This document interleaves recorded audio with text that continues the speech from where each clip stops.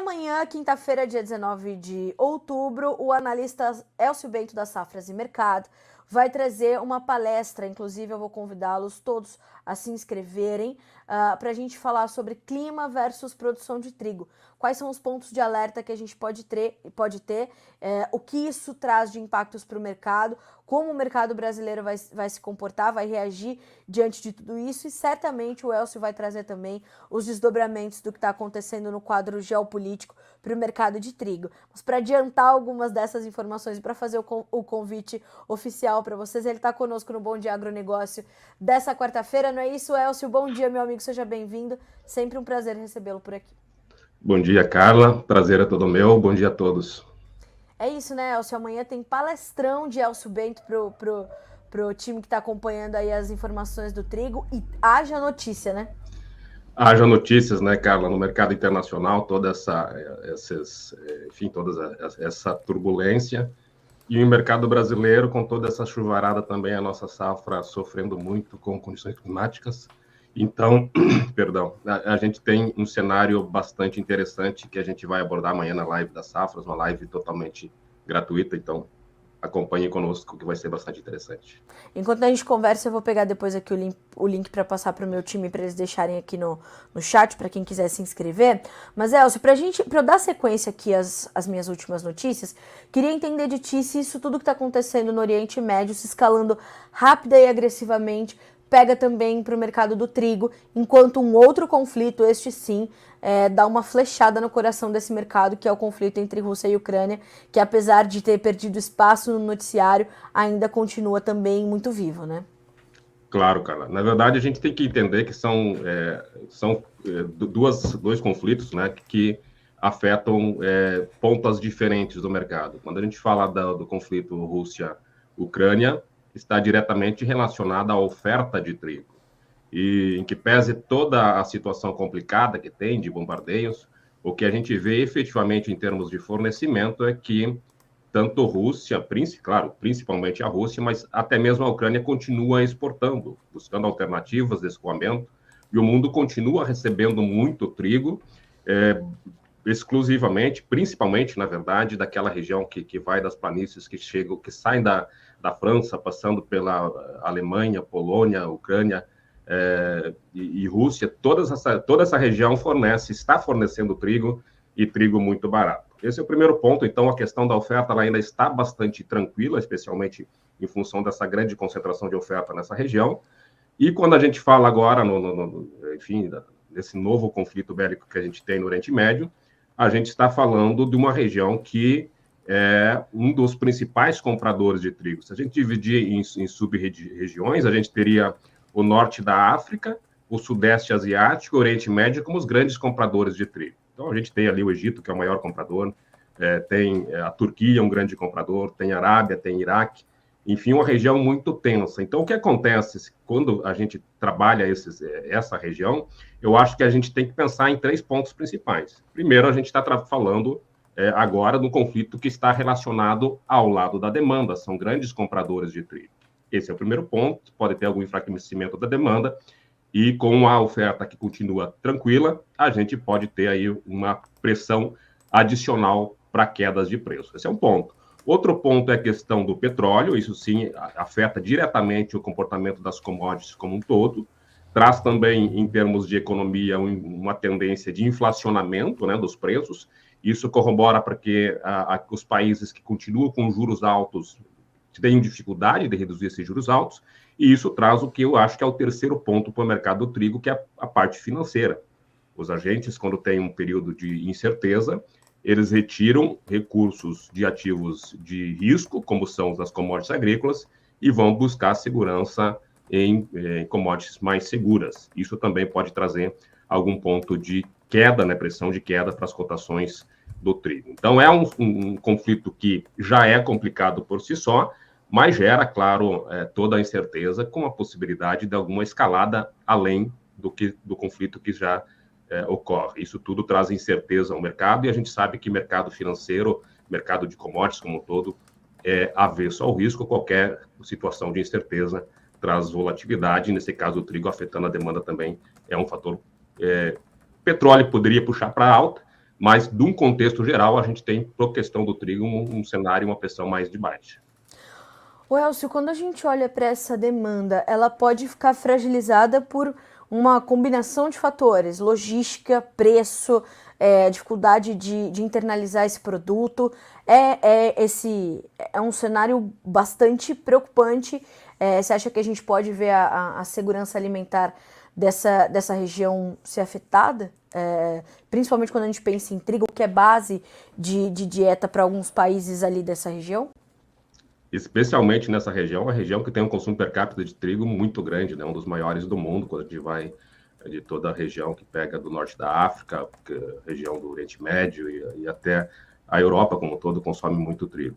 Então, sim, tem muito risco. É claro que eu também não sou especialista de geopolítica, enfim, para entender a efetividade de como isso pode acontecer, mas a gente sabe que é um ponto muito estratégico, né? A gente tem uma região que consome muito trigo, a gente tem o canal de Suez muito próximo, né, de toda essa região, que é um principal fonte de escoamento, né, para tirar o trigo que sai da região do Mar Negro, da Europa, para a região do Oriente Médio e também da Ásia. Então, certamente, é uma questão muito incerta. É difícil a gente saber até que ponto isso pode acontecer. Se a gente pegar efetivamente e fazer a leitura que a gente está tendo no mercado, por enquanto a gente não tem grandes oscilações. O mercado de trigo ele continua oscilando bastante, e o que a gente vê até agora, se a gente comparar, por exemplo, com o que aconteceu no momento que eclodiu a guerra, né, a invasão da Rússia na Ucrânia, ainda é bem mais tranquilo. O problema é que a gente não sabe até que ponto isso vai escalar. Se a gente tiver, sim, uma intensificação dessa situação toda, a gente pode ter, sim, e exclusivamente, se a gente for pegar uma pinça das regiões hoje já em guerra, certamente a questão humanitária e a questão de abastecimento e de segurança alimentar é colocada em xeque. E claro que também a gente tem vivido, né, em termos globais, anos, né, os últimos anos, de tensões relacionadas a embate entre países que a gente não via, talvez, também posso estar falando besteira, mas talvez desde a Segunda Guerra. E isso traz, claro, uma percepção também daqueles países que têm dependência de compras, né, de manter a segurança alimentar. A China é um país que a gente pode ver bem em relação a isso. Nos últimos anos tem comprado muito trigo e carregado grandes estoques. Pode ser que a gente tenha, em anos de tranquilidade, não se tenha essa necessidade dos países buscarem carregar maiores estoques, mas as tensões que a gente tem nos últimos anos têm trazido, sim, essa percepção de que é preciso que os países tenham uma segurança alimentar, uma reserva até de estoques de alimentos maior. Elcio, inclusive, a gente trouxe aqui um destaque de que a China está voltando a trazer um ritmo um pouco melhor, talvez, não sei se maior já, mas um fôlego um pouco mais consistente, mais forte para a compra de cereais. Como é que você está vendo isso e como é que isso chega para o trigo especificamente? Porque quando a gente pensa em clima, a China sofreu bastante na sua safra desse ano, não? Sim, sim. Pois é, Carla, a gente teve recentemente algo que não acontecia há algum tempo, o registro de compra de trigo da China, ou melhor, trigo norte-americano pela China. Trigo soft de inverno norte-americano, que é um trigo mais competitivo, indo para a China. E a China está presente, sim, e no caso do trigo, este ano a China tem o segundo maior déficit de produção em relação ao consumo. Se a gente pegar toda a produção chinesa e subtrair do seu consumo, a gente tem um déficit de 16 milhões de toneladas. É o maior déficit que a gente tem entre todos os países do mundo. Depois a gente teria o Egito, que tem um déficit próximo a 11 milhões de toneladas. Então a gente vê, sim, um déficit grande. Como tu disseste, a gente teve no final da colheita chinesa muita chuva, e esse excesso de chuva pode ter tirado a qualidade de até 30 milhões de toneladas de trigo chinês. Então, por isso que a gente tem. É muito trigo, né? O que traz uma certa tranquilidade, se a gente pode falar assim, nessa questão, para não ser uma questão até que afeta mais o mercado, é que a China carrega 52% de todos os estoques do mundo de trigo. A gente tem um estoque global próximo a 258, se eu não me engano, e 133 estão em mãos do governo chinês. E claro que eles consomem também uma grande quantidade de trigo para ração, né? Então, esses 30 milhões que possivelmente tiveram problemas de qualidade, talvez sejam destinados à ração. De qualquer modo, os números que a gente tem da China, do USDA, a gente nunca tem certeza de que esses números são efetivamente, né? É uma região bastante complicada, mas por esses números nós teríamos uma redução de 6 milhões de toneladas dos estoques chineses, e essa presença chinesa mais forte no mercado internacional, um país que a gente tem incerteza sobre os números que se divulgam, quando a gente tem números que são oficiais de produtos que vão à região, dão conta, sim, de que o país está com situação complicada de abastecimento. Como falei anteriormente, a gente tem, os números mostram a China com grandes volumes de estoques e possibilidade, por exemplo, deste ano, de queimar 6 milhões de estoques e continuarem com a situação de abastecimento. Se a gente tivesse em qualquer outra região, qualquer outro país do mundo, uma queima de estoques, uma necessidade de se invadirem estoque em 6 milhões, os reflexos seriam muito grandes. Mas a China, sim, está mais presente e no caso do trigo, muito em função dessa produção inferior ao consumo que se tem neste ano. Quem é o principal fornecedor de trigo para os chineses, Elcio?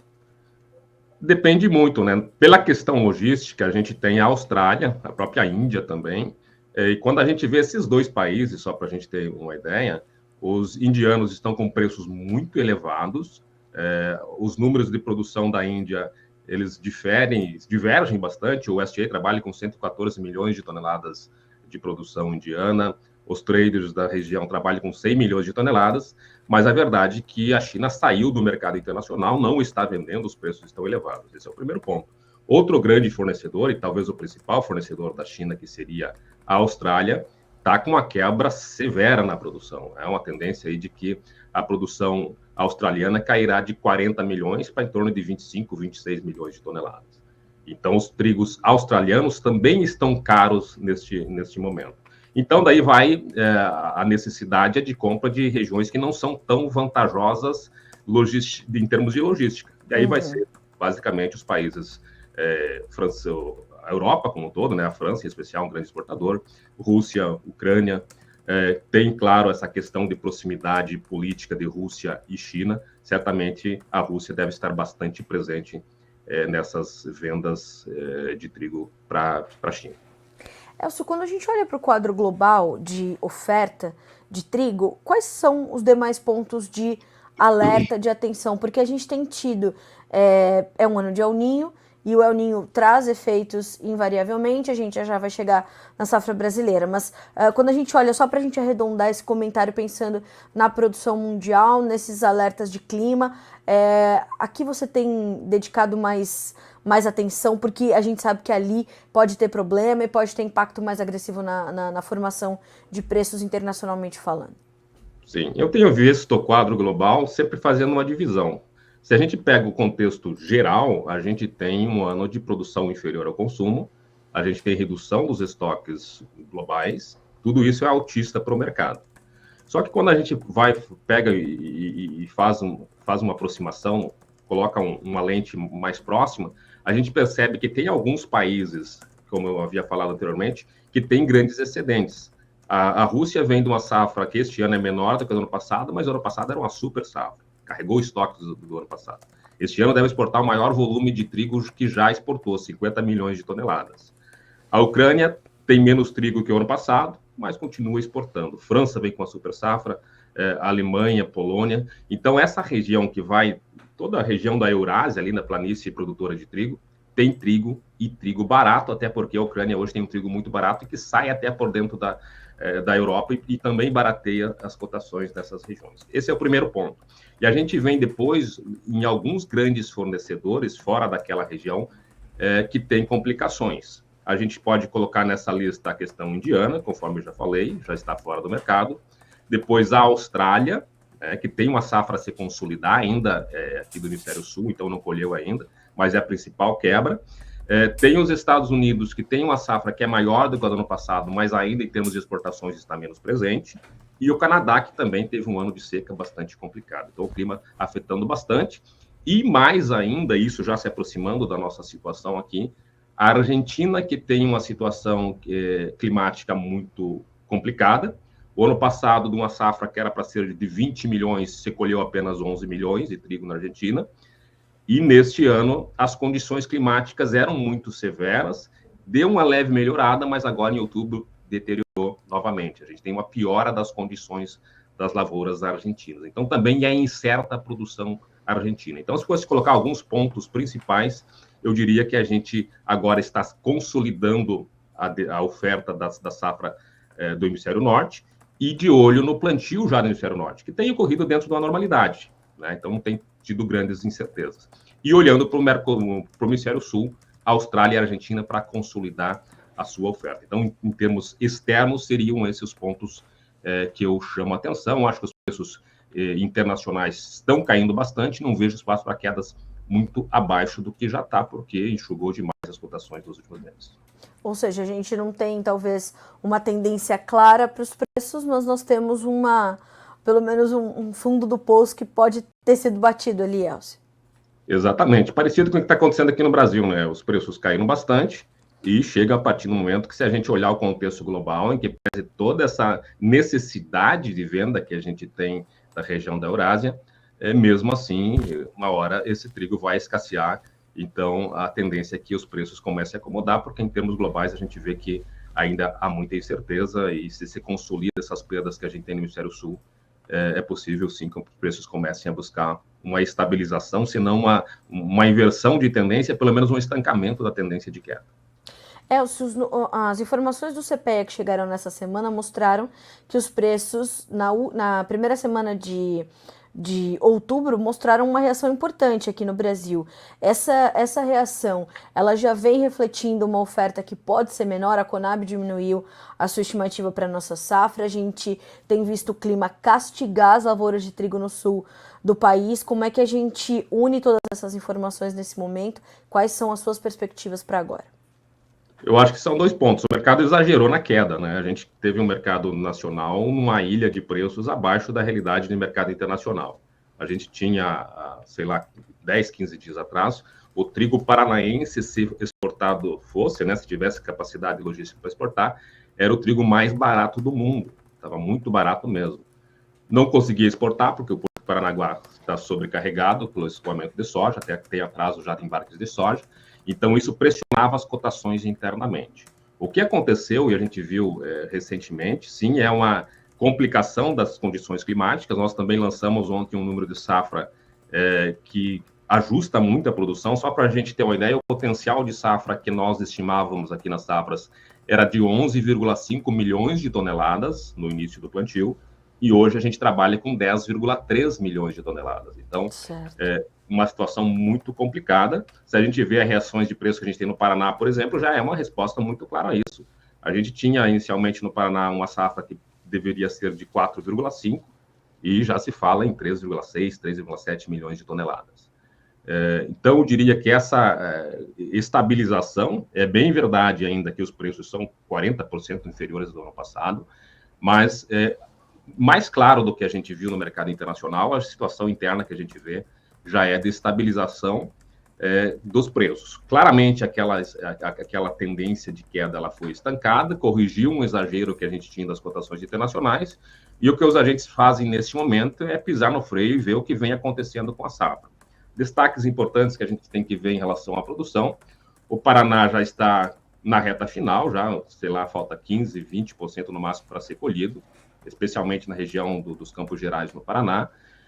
No caso paranaense, como a nossa estimativa de que sejam colhidos de 3,6 a 3,8 milhões de toneladas, e melhor do que do ano passado, na questão do Paraná, é a questão da qualidade. A gente teve uma situação climática complicada, incidência de doenças bastante pesadas, mas mesmo assim, se a gente for pensar em termos de qualidade, o ano passado praticamente toda a safra paranaense sofreu com excesso de chuva. Este ano, o excesso de chuva, no caso paranaense, ele fica restrito, não restrito, mas concentrado nessa reta final, que deve ter, sei lá, 400 mil toneladas para colher, que é na região que vai, nos Campos Gerais, de Tibagi, descendo para a região sul do estado do Paraná. Essa questão paranaense. Então, vem uma safra que é bem menor, mas ainda com qualidade melhor.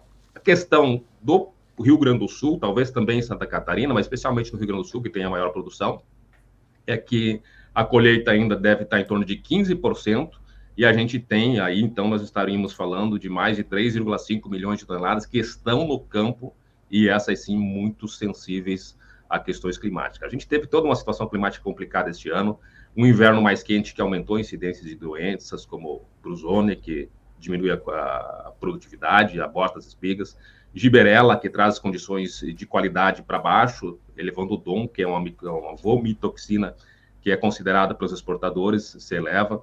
Então, é um ano muito complicado. A gente vê que é uma safra grande em termos de Brasil, mas em relação ao seu potencial, com uma queda bastante acentuada. Infelizmente, a gente tem um ano de cotações mais achatadas e produtividade e qualidade de grãos em baixa. Não é, se a gente comparar, especialmente o Rio Grande do Sul, se a gente olha os 2 anos anteriores, com esse, a situação é de desânimo no campo.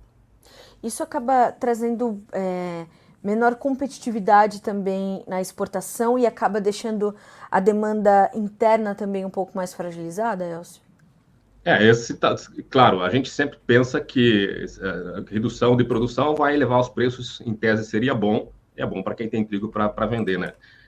Claro, isso tem que ser visto de alguns pontos. Uma situação que a gente tem que levar em consideração é que no Rio Grande do Sul tem-se tido demanda para trigo para ração, o feed wheat. Tem saído já reportes de negócio para embarque em novembro, dezembro, e é importante que o produtor aproveite e retire esse trigo de baixa qualidade para se colocar no mercado internacional. Por quê? Porque a gente tem a possibilidade de ter uma safra de verão cheia e colhido cedo. Então, isso pode complicar a questão da armazenagem e colocar lá à frente necessidade de vender trigo ou vender algum dos produtos que tenha para liberar espaço em armazém. Isso não é bom porque vai vender abaixo do preço que se tem. Por outro lado, quando a gente tem essa situação de feed wheat, né, trigo para ração, saindo para o mercado internacional, a gente tende a ter um mercado mais enxuto para trigos de boa qualidade. No Paraná, este ano, por exemplo, o trigo disponível, se toda a safra fosse utilizada para moagem, mesmo assim não cobriria a demanda dos moinhos paranaenses. Isso que já foi vendido o trigo paranaense para alguns outros estados por esse preço bem baixo. Então, é apertado. Mesmo no Rio Grande do Sul, se consolida aí uma situação de muito trigo prejudicado por excesso de chuva, a oferta de trigo de boa qualidade será mais enxuta e isso possibilita também momentos de preços mais atrativos. Outro ponto que a gente pode colocar ainda, Carla, em relação ao mercado interno, é que hoje saiu uma portaria no Diário Oficial trazendo, enfim, as normas, né, de como seriam as intervenções do governo através de PEP e PEPRO, né, mecanismos de escoamento de produtos. Sim, sim. E isso deixa claro que deve ocorrer em algum momento próximo aí a divulgação de leilões para escoamento de produto, leilões de intervenção governamental. Não que eu ache que isso vai trazer uma grande mudança em termos de preços gerais no Brasil, mas pode trazer oportunidades também para aqueles produtores que conseguirem entrar nesses mecanismos, vender o trigo ao preço mínimo. Elcio, tem uma pergunta para ti aqui do Leandro Denardim. Mas o mercado físico nas missões está ridículo. Ele fala R$50, safra prejudicada. Tem alguma possibilidade de reversão? Você acabou de trazer parte disso já, né? Que há uma possibilidade, por conta dessa oferta mais enxuta, os preços testarem patamares talvez um pouco melhores, né? Leandro, né? Desculpa. Leandro. Então, Leandro, de fato, né, a região das Missões, Palmeiras das Missões, é o maior produtor de trigo do país, né, o maior município produtor, e a gente tem essa situação de preços muito achatados, né, se a gente conseguir ver pelo lado do copo meio cheio, é que os preços já chegaram no seu menor patamar, não vejo como os preços irem abaixo disso. Eu acho que a produtora da região tem que ficar de olho no mercado. A minha percepção é que esses volumes de trigo de baixa qualidade tem que tentar se escoar, tem que buscar demanda para esse produto, especialmente no mercado interno, para aliviar essa pressão de oferta, para a gente não correr o risco de ter um saturamento de armazenagem, enfim, com produto de baixa qualidade. O que a gente pode falar aí para o Leandro é que a tendência é que os preços já tenham atingido seus menores patamares e retomem uma tendência de recuperação. O problema é quando vai ser o start para essa recuperação. Se a gente pensar como comprador, só haverá necessidade do comprador se começar a a buscar essa demanda, a se abastecer, quando perceber que pode ficar sem estoques durante a entre-safra. Por enquanto, a gente não pode cravar que não teremos trigo suficiente no Rio Grande do Sul para atender a demanda. A gente não sabe a questão da qualidade. A gente não pode deixar muito claro, porque a primeira situação que a gente tem que ter em conta é quanto desse trigo que vai ser colhido no Rio Grande do Sul. Nossa estimativa é de uma safra de 4,8 milhões de toneladas no Rio Grande do Sul, contra 6 do ano passado, então também é uma safra bem menor. Quanto desse trigo será de boa qualidade. Mas a percepção que a gente tem é de que, especialmente para trigo de boa qualidade, a gente vai ter um cenário na entre-safra de preços superiores aos atuais. A gente deve ter, sim, uma recuperação de preços, se a gente pensar no médio. Durante a entre-safra, a gente tem essa possibilidade, com alguns gargalos importantes para serem observados, especialmente o gargalo da armazenagem, que pode aí obrigar a produtora a vender trigo mais baixo. É preciso escalar na venda, mas é preciso que o Estado negocie para aproveitar a janela de exportação. No verão, quando começa a entrar soja, não consegue mais exportar trigo, tem que aproveitar essa janela de exportação e negociar, e a minha percepção é de que esse trigo de baixo padrão deve ser colocado no mercado internacional, assim, enfim, que tiver demanda. A demanda teve trigo já em torno de R$1.000 no porto para trigo para ração, acaba não sendo um preço tão ruim, então deve ser preço aproveitado e colocado esse produto, especialmente de baixa qualidade, baixo padrão, no mercado internacional. Bom, vamos ficar de olho. Elcio Bento, te agradeço muito e sempre por estar conosco, por trazer informações sempre tão completas. Já deixei o link aqui no nosso chat, está bem em cima do comentário do Leandro, viu, pessoal? Cliquem nesse link, como o Elcio falou, é uma palestra, uma live 100% gratuita, e ali o Elcio vai dar ainda mais detalhes sobre o atual momento do mercado, das safras e do clima para o trigo, como, né, já tá aí até o teu convite aqui oficial, Elcio Bento, que aqui a gente trabalha com imagens, aqui a gente trabalha com fatos. Então, o clima adverso e os reflexos sobre a formação do preço do trigo.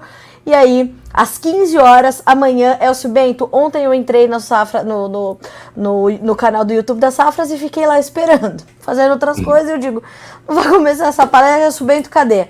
Aí uma colega que estava do lado falou, oi, Carla, é dia 19, hoje é 17. Eu falei, não, então o Elcio está aí levantando as informações dele.